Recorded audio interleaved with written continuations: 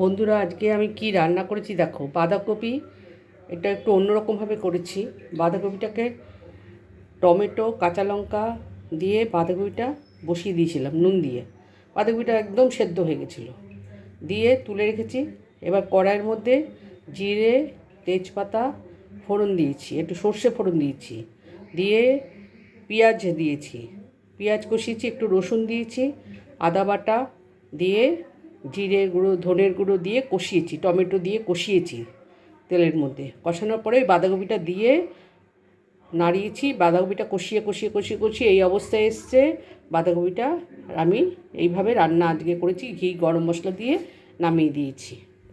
আর করেছি পাবদা মাছ। পাবদা মাছটা ভেজে নিয়েছি। পাবদা মাছটা তেল একটু নুন একটু হলুদ মাখিয়ে পাবদা মাছটাও ভেজে নিয়েছি তেলে দিয়ে, সেই